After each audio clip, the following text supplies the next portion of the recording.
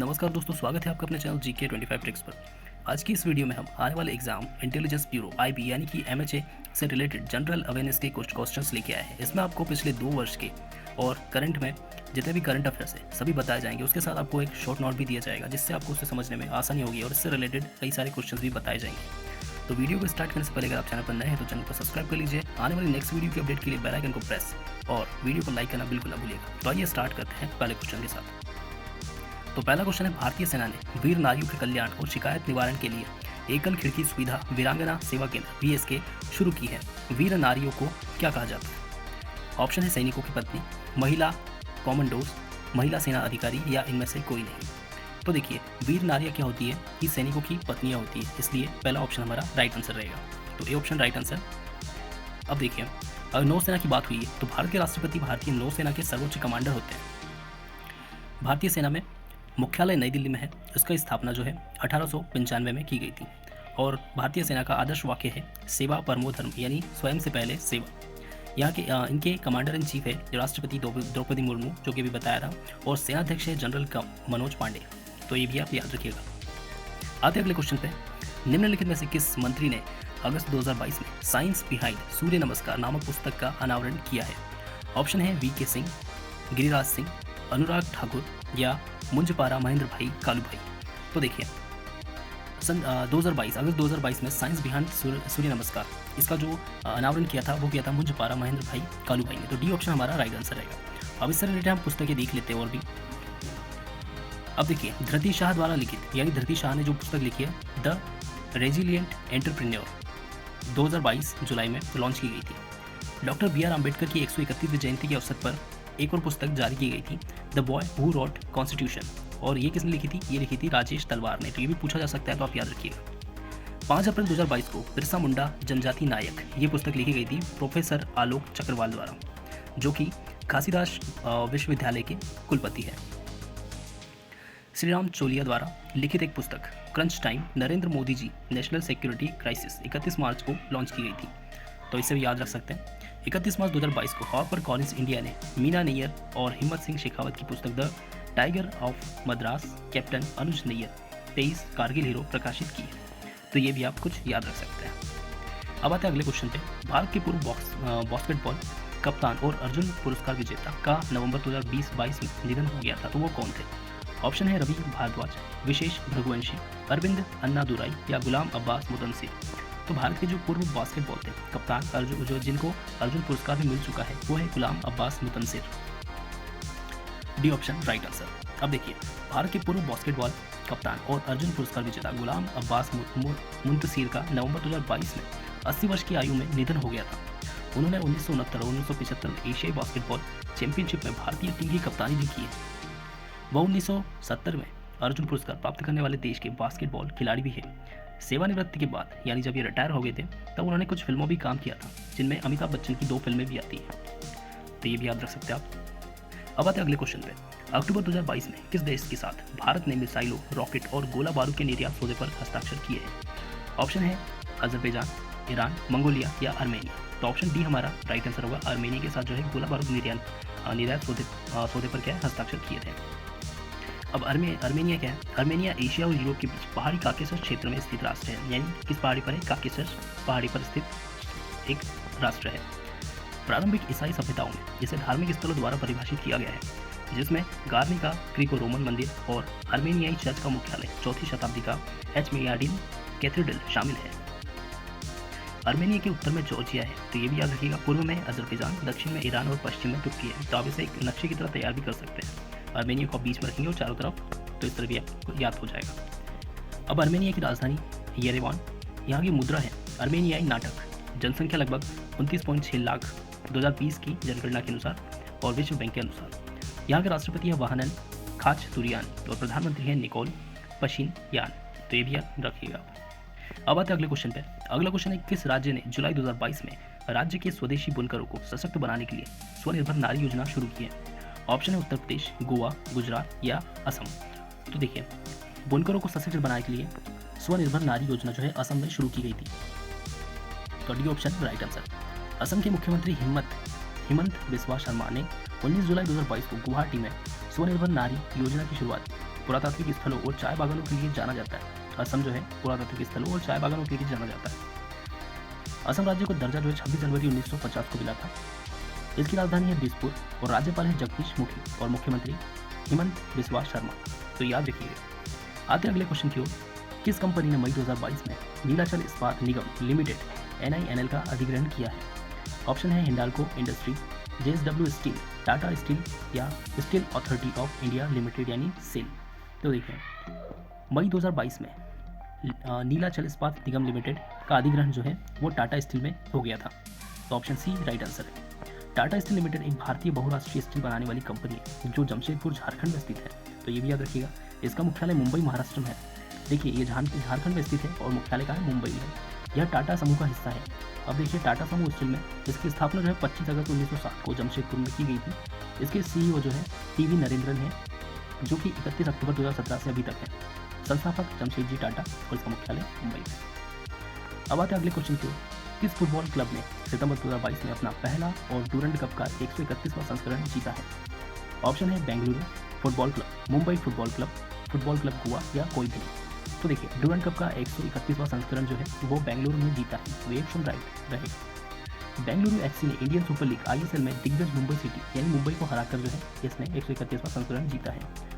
यह बेंगलुरु FC का 7वां घरेलू खिताब है यानी 7 बार जीत चुकी है। 2022 में डूरंड कप पहली बार 3 राज्यों में खेला गया है। पहली बार 3 राज्यों में 16 अगस्त से 18 सितंबर तक 3 शहरों में कोलकाता, गुवाहाटी, इम्फाल में टोटल 47 मैच खेले गए। तो याद रखिएगा ये भारत में एक वार्षिक घरेलू फुटबॉल प्रतियोगिता है जो कि डूरंड प्रतियोगिता कहलाती है। इसे डूरंड कप भी कहा जाता है। यह पहली बार 1888 में शिमला में आयोजित की गई थी यानी पहली बार शिमला में। इसकी मेजबानी डूरंड फुटबॉल टूर्नामेंट सोसाइटी द्वारा की जाती है। टूर्नामेंट एशिया में सबसे पुराना मौजूदा फुटबॉल क्लब टूर्नामेंट है जो दुनिया में तीसरा सबसे पुराना है। इसकी स्थापना 1888 में हुई थी। सबसे सफल टीम इसमें मोहन बागान पूर्वी बंगाल यानी 16 शीर्ष लगभग 16 उन्होंने शीर्ष स्थान प्राप्त किया है। टीमों की संख्या है 20। आयोजन निकाय डूरंड फुटबॉल टूर्नामेंट सोसाइटी। तो याद रखिएगा। आते अगले क्वेश्चन की। निम्नलिखित में से किस शहर 3 दिवसीय मूंगफली उत्सव कडालेकाई परिस आयोजित किया गया था? ऑप्शन है बेंगलुरु, मुंबई, मदुरई या चेन्नई। तो देखिए जो कडालेकाई परिस जो है बेंगलुरु में आयोजित किया गया था। ऑप्शन ए हमारा राइट आंसर।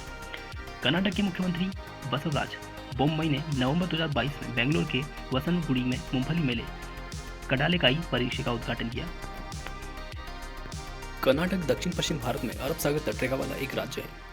कभी मध्यकालीन विजयनगर साम्राज्य की राजधानी हम्पी हिंदू मंदिरों, हाथियों के अस्तबल और एक पत्थर के रथ के खंडर है। कर्नाटक की राजधानी है बेंगलुरु। यहाँ के राज्यपाल थावरचंद गहलोत और मुख्यमंत्री है बसवराज बोम्मई। तो याद रखिएगा। आधा नेक्स्ट क्वेश्चन पे 1 जून 2022 को किस केंद्रीय मंत्रालय ने 2 महीने लंबे हर घर दस्तक अभियान 2.0 की शुरुआत की? ऑप्शन है श्रम और रोजगार मंत्रालय, अल्पसंख्यक मामलों के मंत्रालय, पंचायती राज मंत्रालय या स्वास्थ्य मंत्रालय। तो ऑप्शन डी में राइट आंसर रहेगा स्वास्थ्य मंत्रालय। 1 जून 2022 को केंद्रीय मंत्रालय ने 2 महीने लंबे हर घर दस्तक अभियान शुरुआत की थी, वो है स्वास्थ्य मंत्रालय। हर घर दस्तक 2.0 अभियान के बारे में।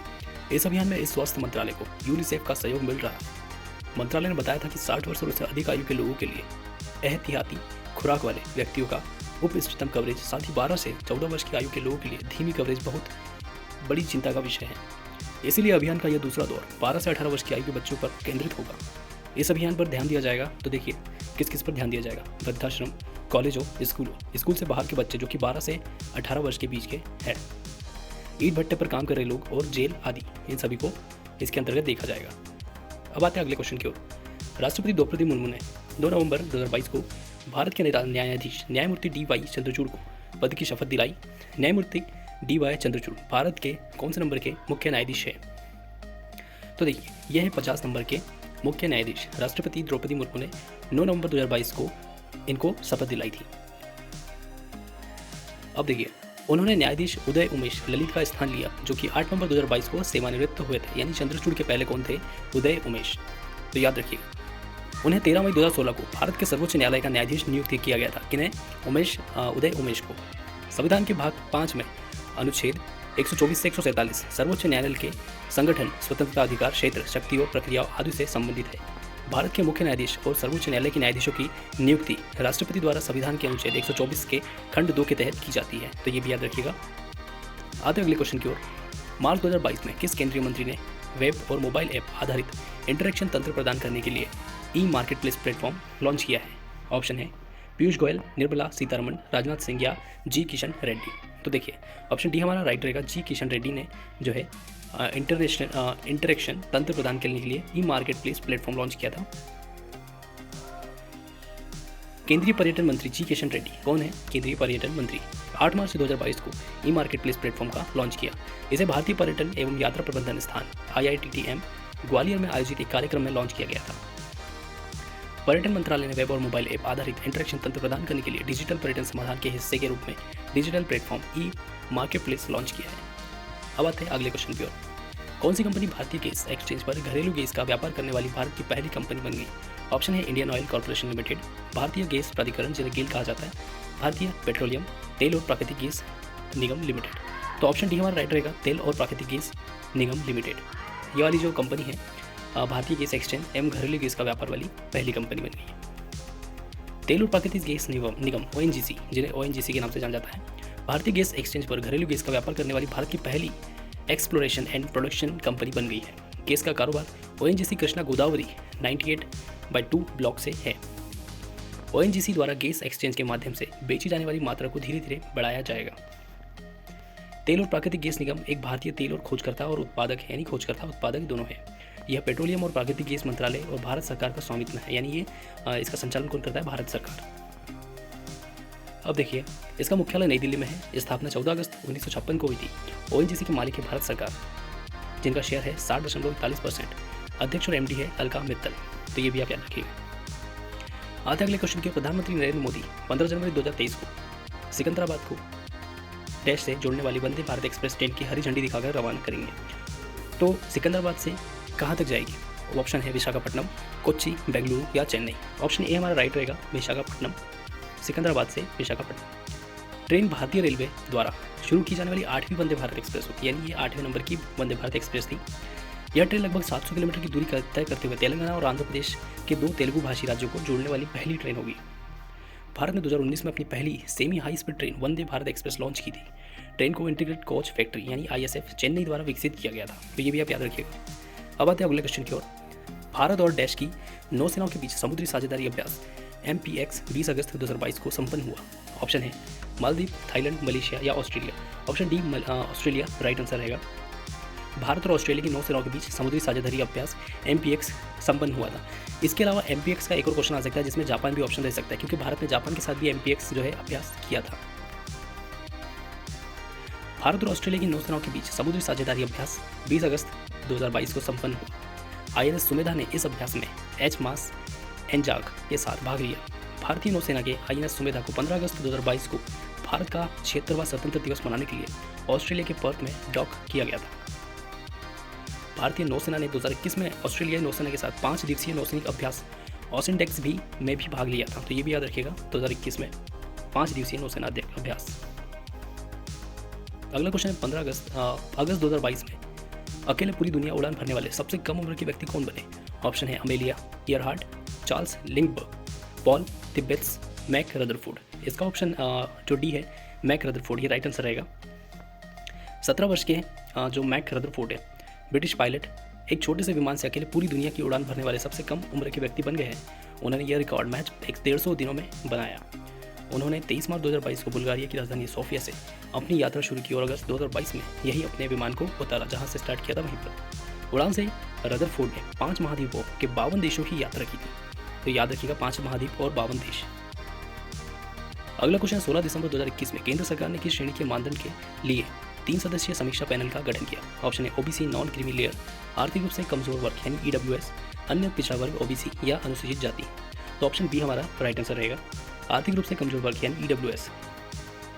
2019 का संवैधानिक 103वां संशोधन अधिनियम आर्थिक रूप से कमजोर वर्गों के लिए सरकारी नौकरियों और शैक्षणिक संस्थानों में 10% का आर्थिक आरक्षण आरक्षण प्रदान करता है। ये जो 10% EWS होता है ये जनरल यानी कि जो अल्पसंख्यक में आते हैं उन वर्गों के लोगों को दिया जाता है जो कि अल्पसंख्यक में आते हैं लेकिन जो है कमज़ोर वर्ग के होते हैं। संविधान का भाग 16 केंद्र और राज्य विधानसभाओं में अनुसूचित जाति और अनुसूचित जनजाति के आरक्षण से संबंधित है। संविधान के अनुच्छेद 340 के अनुसार राष्ट्रपति ने दिसंबर 1978 में BP मंडल की अध्यक्षता में एक पिछड़ा वर्ग आयोग की नियुक्ति की थी। तो ये भी याद रखिएगा। आधे अगले क्वेश्चन की ओर। जून 2022 में किस दूरसंचार कंपनी ने मेटावर्स में भारत का पहला मल्टीप्लेक्स लॉन्च किया है? ऑप्शन है Bharat Sanchar Nigam limited, Vodafone Idea limited, Reliance Jio या Bharti Airtel limited. Option D हमारा राइट आंसर है, भारतीय एयरटेल लिमिटेड ने जो है मेटावर्स में भारत का पहला मल्टीप्लेक्स लॉन्च किया है। भारतीय एयरटेल ने एक्सट्रीम मल्टीप्लेक्स लॉन्च किया है। यह एक 20 स्क्रीन प्लेटफॉर्म होगा जिसमें एप्लीकेशन पर उपलब्ध प्रमुख OTT भागीदारों की सामग्री पोर्टफोलियो तक पहुंच होगी। उपयोगकर्ता पार्टी नाइट मेटावर्स नामक मेटावर्स प्लेटफॉर्म पर मल्टीप्लेक्स सेवा का उपयोग करने में सक्षम होंगे। यह मेटावर्स भारत का पहला मल्टीप्लेक्स है, तो ये भी याद रखिएगा, पहला मल्टीप्लेक्स एयरटेल। अगला क्वेश्चन है, वर्ल्ड हैप्पीनेस रिपोर्ट के अनुसार किस देश को दुनिया का सबसे खुशहाल देश घोषित किया गया? ऑप्शन है स्विट्जरलैंड, फिनलैंड, स्कॉटलैंड या नॉर्वे। ऑप्शन बी फिनलैंड हमारा राइट आंसर रहेगा। संयुक्त राष्ट्र द्वारा प्रायोजित एक वार्षिक विश्व प्रसन्नता रिपोर्ट में फिनलैंड को 5 वर्ष के लिए दुनिया का सबसे खुशहाल देश नामित किया गया है। सूचकांक में अफगानिस्तान को सबसे नाखुश स्थान दिया गया, इसके बाद लेबनान आता है। अफगानिस्तान सबसे नाखुश है और उसके बाद लेबनान। बुल्गारिया, रोमानिया और सर्बिया ने भलाई में सबसे अधिक वृद्धि दर्ज की। इंडेक्स 3 साल की अवधि में औसत डेटा के आधार पर 0 से 10 के पैमाने यानी कि 1 से लेकर 10 नंबर होते हैं, उस हिसाब से जो है रैंकिंग की जाती है। भारत की विश्व कृषि रिपोर्ट में 2022 में 136वें नंबर पर है, जबकि 2021 में 139वें नंबर पर था। अब आते हैं अगले क्वेश्चन। 19वां क्वेश्चन है, राष्ट्रीय MSME पुरस्कार 2022 में किस राज्य को प्रथम पुरस्कार से सम्मानित किया गया? तो ऑप्शन बी हमारा राइट आंसर है उड़ीसा। उड़ीसा को जो है इस सम्मान से सम्मानित किया गया है। बिहार और हरियाणा ने क्रमशः दूसरा और तीसरा स्थान हासिल किया है, तो पहला उड़ीसा, बिहार और हरियाणा तीसरा। राष्ट्रीय MSME पुरस्कार 1983 में स्थापित किए गए थे। उड़ीसा पहले उड़ीसा कहा जाता था। बंगाल की खाड़ी पर एक पूर्वी भारतीय राज्य है जो अपनी जनजातीय संस्कृति और अपने कई प्राचीन हिंदू मंदिरों के लिए जाना जाता है। उड़ीसा के राज्यपाल है गणेशी लाल, राजधानी है भुवनेश्वर, मुख्यमंत्री नवीन पटनायक है। राज्य का दर्जा 1 अप्रैल 1936 को ओडिशा दिवस भी मनाया जाता है। अगला क्वेश्चन है, IISc ने शोधकर्ताओं ने सितंबर 2022 में वैक्सीन बनाने हेतु नई विधि तैयार की है, तो कौन सी वैक्सीन उन्होंने बनाई है? टिटनेस, खसरा, कोविड-19 या तपेदिक यानी टीबी। तो टीबी जो है हमारा राइट आंसर रहेगा, डी ऑप्शन। वर्तमान में टीबी के खिलाफ उपयोग में आने वाला एकमात्र प्रभावी टीका जो है BGC वैक्सीन है, जो बच्चों में अच्छा काम करता है, लेकिन यह वयस्कों की सुरक्षा में उतना प्रभावी नहीं है। टीबी माइकोबैक्टीरियम ट्यूबरकुलोसिस नामक जीवाणु के कारण होता है, जो लगभग 200 सदस्यों वाले माइकोबैक्टीरियस परिवार से संबंधित है, तो याद रखिएगा। तो ये थे हमारे टॉप 20 क्वेश्चन, उसके साथ जुड़े हुए शॉर्ट नोट्स। आपको कैसे लगे आप हमें कमेंट करके जरूर बताइएगा, और ऐसे ही आने वाली नेक्स्ट वीडियो के लिए चैनल को सब्सक्राइब कर लीजिए। इसके अलावा आपके लिए क्वेश्चन भी है, आपको बताना है कि अगस्त 2022 में शहीद भगत सिंह के नाम पर किस अंतर्राष्ट्रीय हवाई अड्डे का नाम रखा गया? ऑप्शन है चेन्नई अंतर्राष्ट्रीय हवाई अड्डा, तिरुवनंतपुरम अंतर्राष्ट्रीय हवाई अड्डा, चंडीगढ़ अंतर्राष्ट्रीय हवाई अड्डा, इंदिरा गांधी अंतर्राष्ट्रीय हवाई अड्डा। अगर आपको इसका आंसर पता है तो आप हमें कमेंट करके ज़रूर बताइएगा। इसके अलावा कई सारी वीडियोस आपको चैनल पर मिल जाएगी। अगर आप किसी भी प्रिपरेशन से रिलेटेड तैयारी कर रहे हैं, अगर आप किसी भी एग्जाम से रिलेटेड, तो आप हमारे चैनल को सब्सक्राइब कर लीजिए और आने वाले नेक्स्ट वीडियो के अपडेट के लिए बेल आइकन को प्रेस और वीडियो को लाइक कर दीजिए। जय हिंद, थैंक यू।